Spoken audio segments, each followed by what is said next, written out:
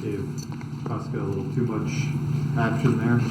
Yeah, he was great in the first, and it was too. I think they had 17 shots, and he made some really key saves in that game. But yeah, we weren't. We lost that as a team, definitely. Where did you feel like things kind of went wrong in the second and third period?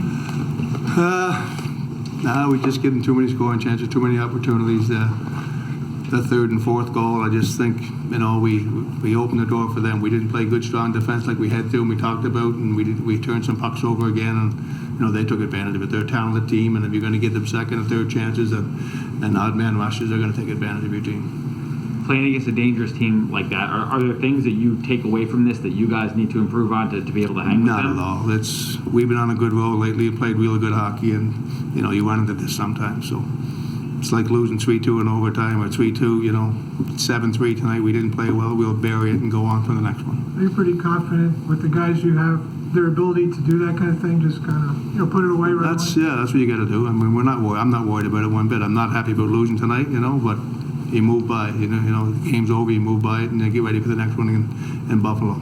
So you saw nothing that you think you need to address, or is that a bit of an overstatement too? Well, you always address issues. I mean, there was a lot of defensive lapses in defense. We'll show them some video and in the next game probably. But like I said, you move on. We played good hockey, and the mistakes that were made were more mental than anything else. And we look. I don't make excuses, but we look like a tired team.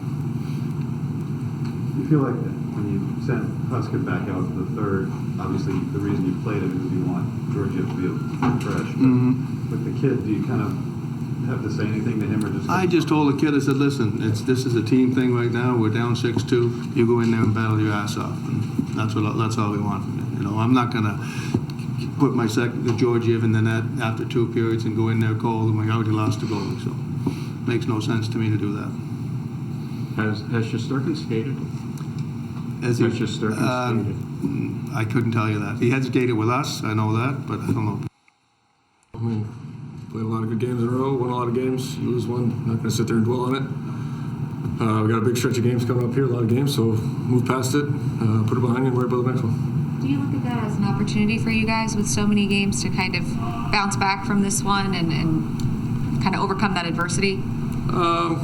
I don't think it's a ton of adversity. I think you're going to lose games throughout the season. We're in a heavy stretch of hockey here for the next little while till Christmas, pretty much. So you got to take care of yourselves, and you got to have a short memory, move on quick, and worry about the next game.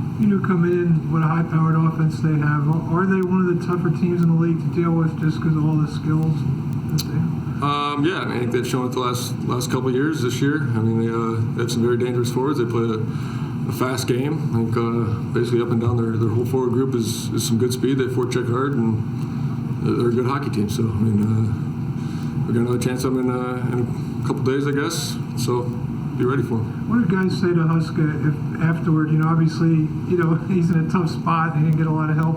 What do you say to him in that situation? Yeah, tough situation to come into on the back-to-back with travel, but he made some good saves. We definitely left him out to dry a little bit and gave up a couple too many quality scoring chances, but he's got a bright future. You can tell he's a good goaltender. He handled it well, and it's not ideal, but you're happy for him to get his first game under his belt. How conscious are you during the game that you do have a rookie goalie making his debut? 0. I think the one thing is communication, I would say, just getting on the same page with that. We haven't had a lot of practice time with him, and we use the same calls, but that's probably the biggest difference. I think you're playing the same way in front of him, and you're not playing differently with a different goalie in that. Jacob, going back in that, but we didn't talk to you yesterday. A scary moment in that game. Just wanted any thoughts you had on that. I wanted to ask about.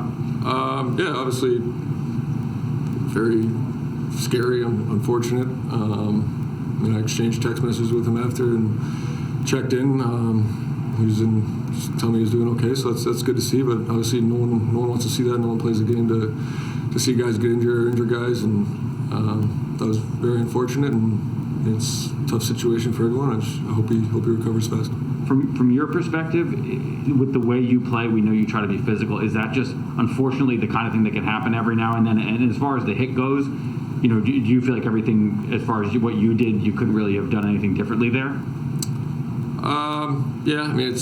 it's a fast-paced game. It's easy to slow it down and let your brain think while it's going half speed, but you're in the middle of the game, and I don't think it was malicious. I don't think I jumped. I'd stay on my feet, try to tuck my shoulder and put it in the chest, and that's how I was taught how to hit. That's the cleanest way I know how to hit, and that's what I try to do. I don't think I have a reputation as a dirty hitter. I think I play the game hard. I play pretty close to the edge, but I try not to go over the edge, and like I said, it's unfortunate to see and something that nobody ever wants to see. Do you think it's also part of the game that when you do something like that you kind of have to defend yourself? We saw both nights that guys kind of go after you afterwards. I don't have an issue with it. Do I think you have to defend yourself if the hit's deemed clean? No. Do I have a problem standing up for myself if someone wants to stand up for their teammate? No. I also don't have an issue with that. So, it is what it is. Jacob, and you have McDermott kind of chasing you around afterwards.